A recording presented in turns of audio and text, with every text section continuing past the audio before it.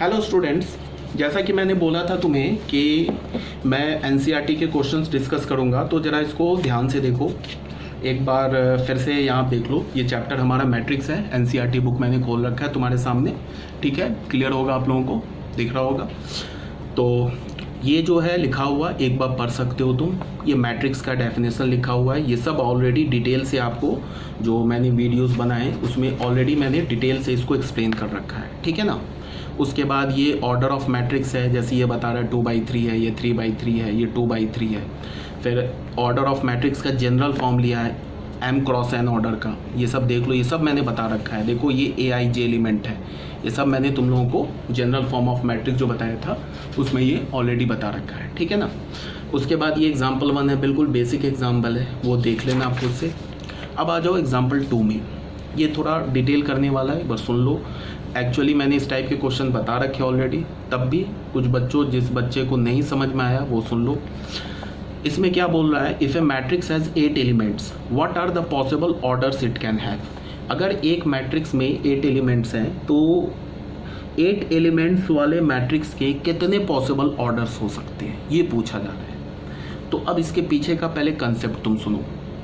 मैंने क्या बोला था कि अगर हमारे पास एक मैट्रिक्स है M/N ऑर्डर का, तो उसमें कितने एलिमेंट्स होंगे, उसमें M×N एलिमेंट्स होंगे, ठीक है ना। अगर मैंने बोला था कि एक हमारे पास मैट्रिक्स है 2/4 ऑर्डर का, तो उस मैट्रिक्स में एलिमेंट कितने होंगे, 2×4 8 एलिमेंट्स होंगे, ठीक है ना। तो हमें क्या करना है कि हमारे पास एक मैट्रिक्स है जिसमें 8 एलिमेंट्स हैं और बोल रहा है कि 8 एलिमेंट्स वाले मैट्रिक्स के कितने पॉसिबल ऑर्डर्स हो सकते हैं। तो इसका ये मतलब है कि हमें ऐसे 2 नेचुरल नंबर्स खोजने हैं जिसको हम मल्टीप्लाई करके क्या कर लें, 8 ले आए। तो जितने पॉसिबल वेज से हम 2 नेचुरल नंबर्स को मल्टीप्लाई करके 8 ऑब्टेन कर सकते हैं, जितने पॉसिबल वेज से उतने ही पॉसिबल ऑर्डर्स के मैट्रिसेस बन जाएंगे। बिल्कुल क्लियर कट बात है, ठीक है। अब जैसे तुम ऐसे देखो, अगर मैंने 1 और 8 को मल्टीप्लाई किया तो 1 × 8 8 होता है। इसका क्या मतलब है कि 1 रो 8 कॉलम का अगर मैं एक मैट्रिक्स बनाऊं तो उसमें 8 एलिमेंट्स होंगे, ठीक है ना। फिर कोई बच्चा बोलेगा कि 8 × 1 भी तो 8 होता है, तो बिल्कुल होता है। तो अगर मैं 8 रोज एंड 1 कॉलम का एक मैट्रिक्स बनाऊं तो उसमें भी नंबर ऑफ एलिमेंट्स 8 होंगे। तो हमारे पास अभी 2 पॉसिबल ऑर्डर आ गया, एक तो 1/8, दूसरा 8/1, फिर 2/4 तीसरा, और चौथा हो गया 4/2। तो ये 4 पॉसिबल ऑर्डर्स आ गए। इसके बाद 5वां कोई नहीं है। मतलब इसलिए नहीं है कि 5वां आप ऐसा कोई 2 नंबर नहीं है जिसको हम मल्टीप्लाई करके 8 ऑब्टेन कर सके। क्लियर होनी चाहिए बात। अच्छा, इसमें एक बच्चे का ये सवाल आ सकता है कि सर यहाँ पे तो 8 एलिमेंट्स दे रखा है, मान लो कि 80 एलिमेंट्स होता, तब हम क्या करते। तब तो ऐसे हिट एंड ट्रायल से क्वेश्चन सॉल्व करना तो काफ़ी डिफ़िकल्ट हो जाता है। तो बिल्कुल है, तो उसके लिए PNC है। ऐसे एक्चुअली मैंने ये क्वेश्चन ऑलरेडी इस टाइप का क्वेश्चन डील कर रखा है 40 एलिमेंट्स के लिए, तुम देखना वीडियो। तब भी एक बार और डील कर दे रहा हूँ, 5 मिनट में एक बार और समझा दे रहा हूँ, ठीक है ना। अगर 8 की जगह 80 होता तब हम क्या करते, सुन लो जरा बात को ध्यान से। अगर हमारे पास 80 एलिमेंट्स होता तो 80 को हम क्या लिख सकते हैं, 16 × 5, 16 5 80। 16 को क्या लिख सकते हैं, 2⁴ × 5, ठीक है ना। इसका क्या मतलब है कि हमारे पास 4 2 अवेलेबल है एंड 1 5 अवेलेबल है। अब हमें 4 2 को एंड 1 5 को ऑर्डर रो और कॉलम में अरेंज करना है, ठीक है। अगर किसी बच्चे को नहीं समझ में आ रहा है कोई प्रॉब्लम नहीं है, डरने वाली बात नहीं है। PNC है तो थोड़ा PNC अगर आप जानते हो कोई प्रॉब्लम नहीं होगा। जैसे ये हमने रो ले लिया M और ये कॉलम ले लिया N।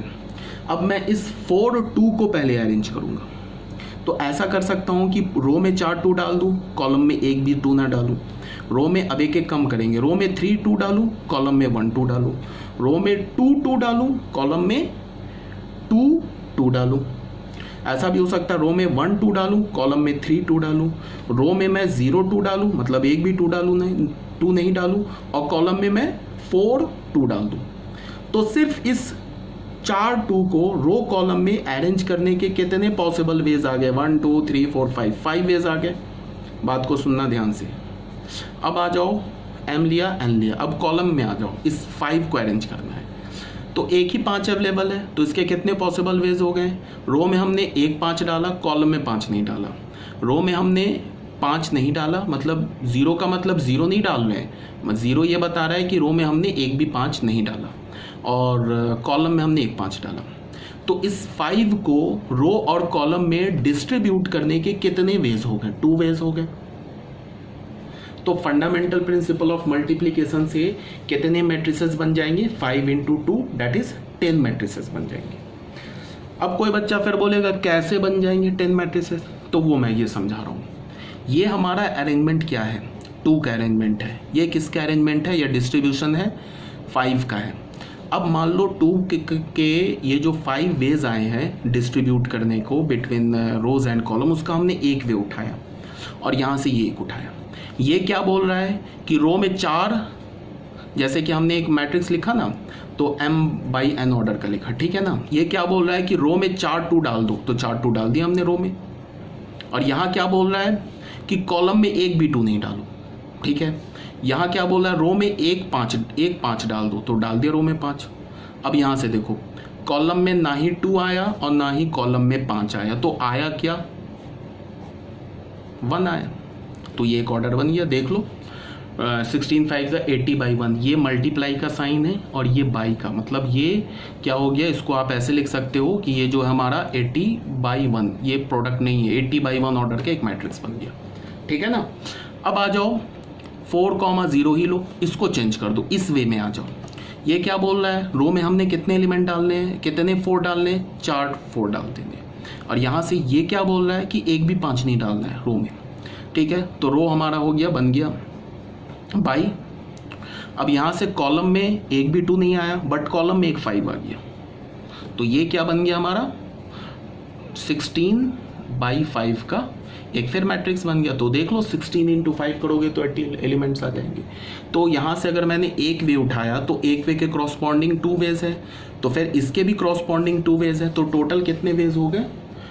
5 2 10 वेज हो गए। तो ये क्लियर होना चाहिए, ठीक है। ज़्यादा बोल दिया इसमें भी।